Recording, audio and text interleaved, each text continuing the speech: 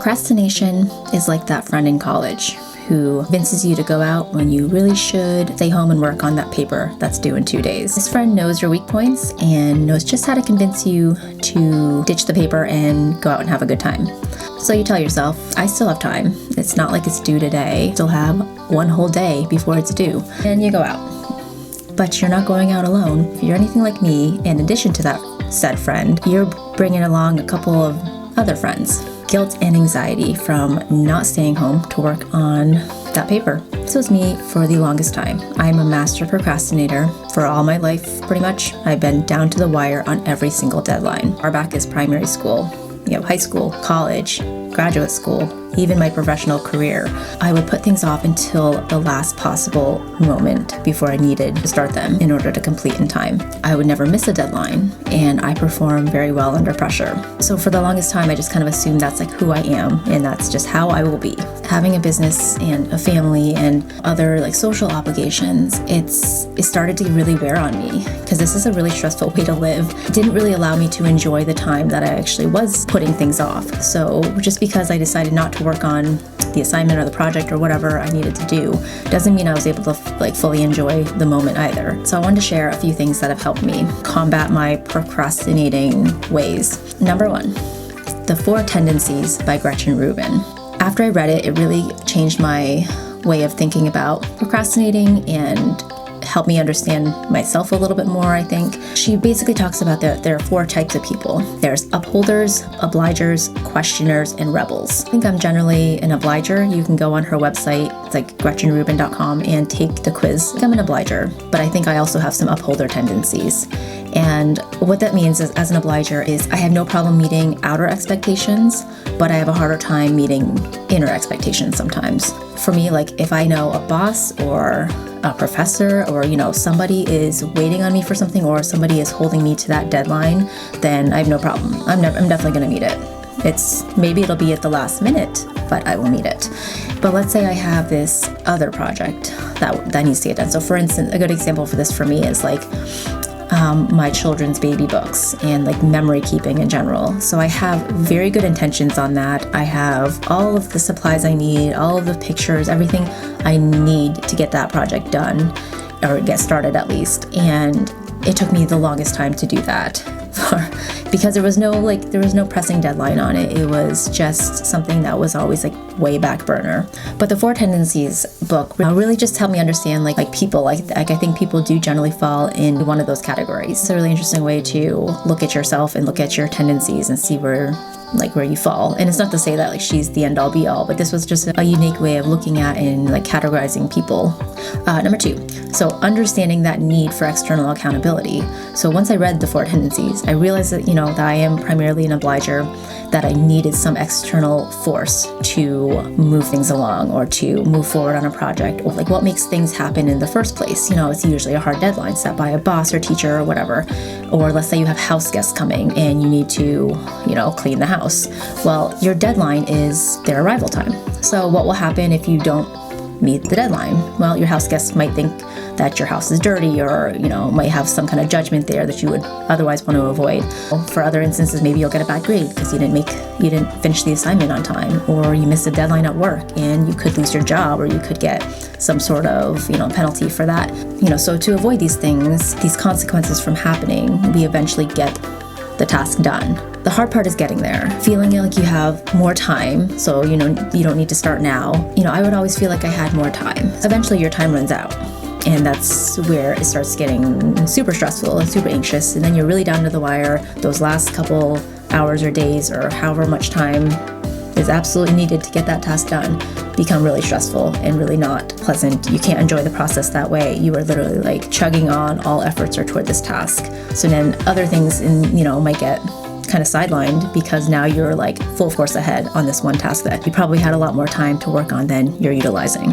So to combat this, I have deliberately added more external accountability into my life for tasks that don't necessarily usually have a hard deadline. I will book other fun activities into my calendar. Maybe it's with people outside of my family, friends, or maybe extended family, or maybe it's just people within my household. So my children, my husband. By tightening up the time frame, it forces me to utilize my time more efficiently. For example, like today we had a play date with my son's friend and his family. And they were coming to our place. I had paperwork that needed to be done, so I really needed to hunker down and get to it if I wanted to finish it before they arrived. Otherwise, I guess the consequence of that.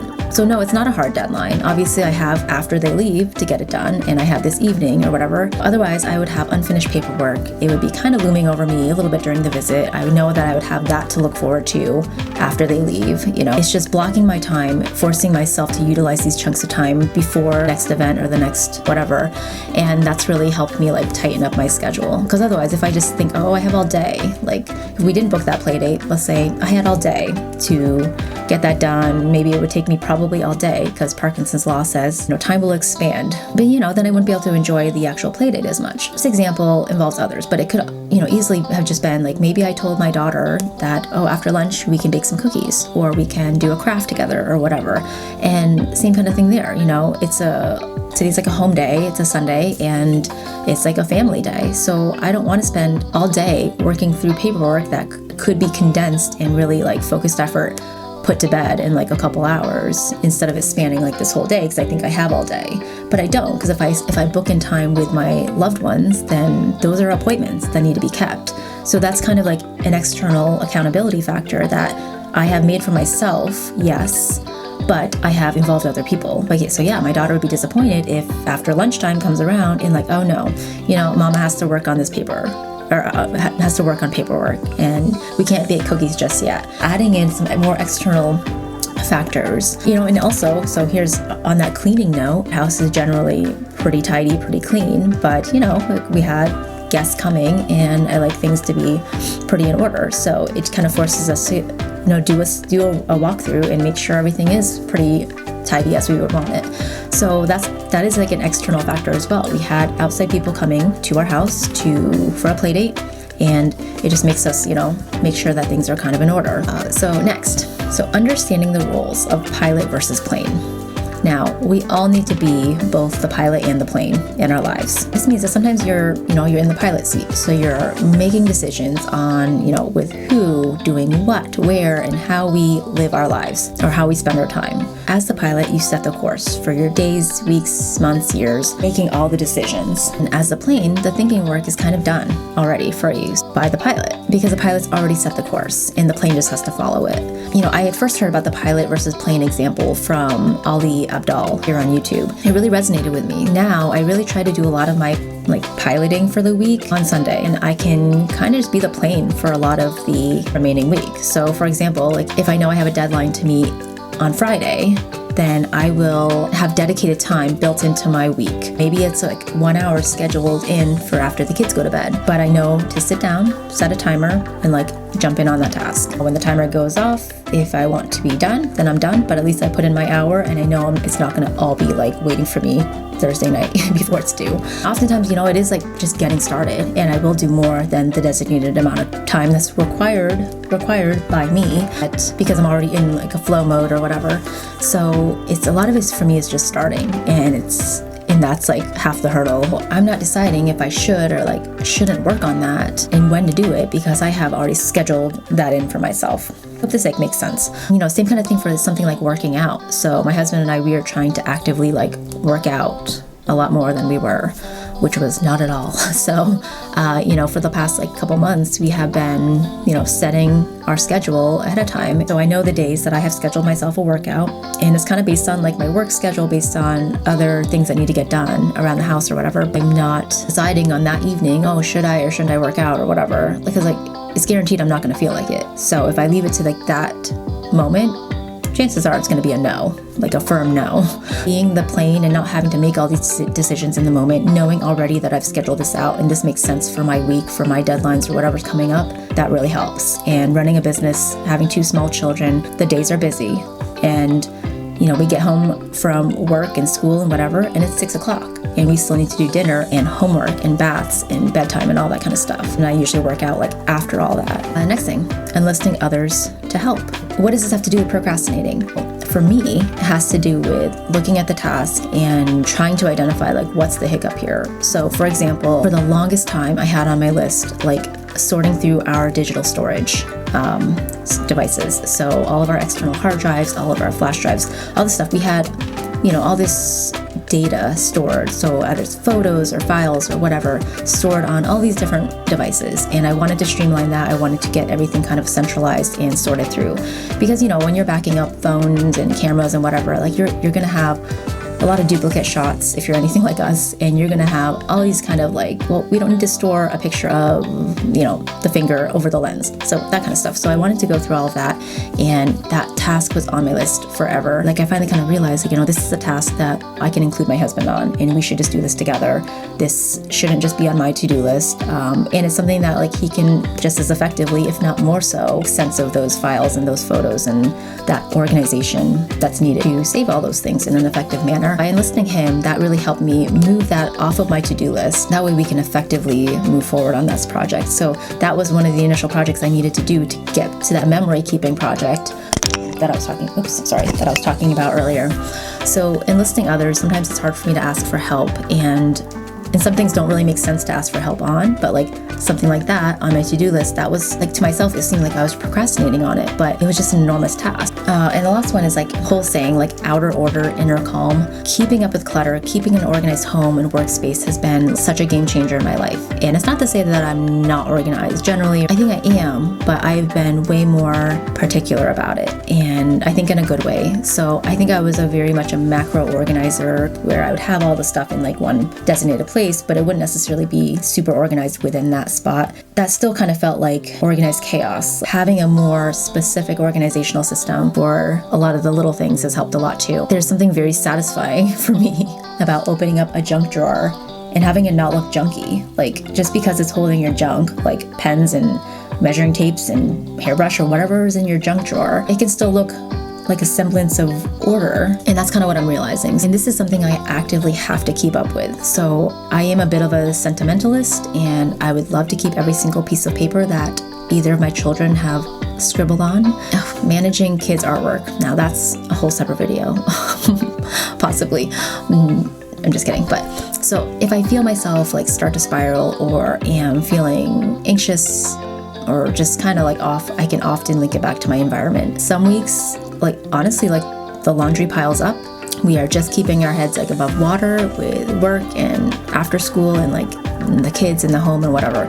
And those weeks, then maybe it is necessary to skip the workout or skip the TV time, after the kids go to bed, and like spend some time getting the house back in order to a baseline standard, almost like a reset. I feel like I cannot function properly if things are just completely trashed. So having a clutter-free environment does so much for my like mental clarity and anxiety levels. It is so valuable. So it's worth the time to get your space in order. I am so much more productive when my space is in order. Procrastination, right? So that's the perfect time to clean your space or organize your space when you have a deadline looming.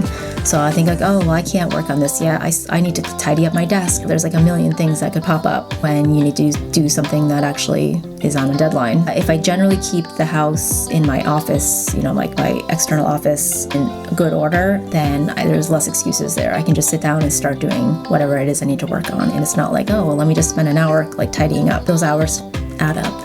Then you could have been working on your actual project. These are pretty basic things, but these have been pretty life-changing for me and super obvious to some. I think understanding my procrastinating tendencies, understanding like why certain things get procrastinated on over others, and I think that really helped me understand me a little bit more. In a way, like procrastinating, it's not all bad because I really force myself to perform under extreme pressure. You kind of get a feel of what you're capable of. So then sometimes like after the deadline is passed and I've like already stayed up for like 2 nights in a row or whatever doing it, I will look back on that experience and kind of relive it a little bit and think like, wow, like if I could pull that off, like what would I have been capable of if I had just started that task days before or weeks before or however long. If I had really utilized all that time to really fine tune it and really flesh it out in a less urgent manner. I think what had allowed me to be such a bad procrastinator for so long, that I'm good under pressure and that the end product was always good. Like what really was the breaking point for me was literally just like once you add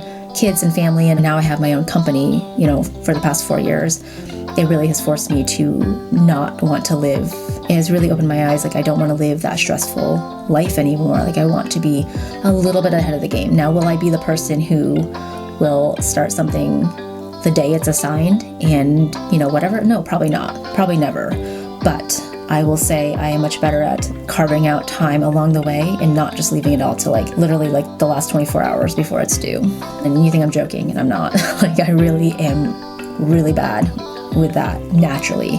And I think I'll always be that naturally. But with some conscious effort and the things I've shared here, that's really how I've combated it. I hope I instill in my children these types of tips and ways of approaching schoolwork and work and life tasks and extras that no one cares whether you do or not, but maybe it means something to you. All these things, it allows for so much more of that because I'm not always just, scrambling to the next deadline. So I don't know if any of this was interesting, but I thought I would share. I am probably the worst procrastinator you will ever meet. I'm not proud of it necessarily, but I am proud of how I have identified the shortcomings of that lifestyle and changed it for myself.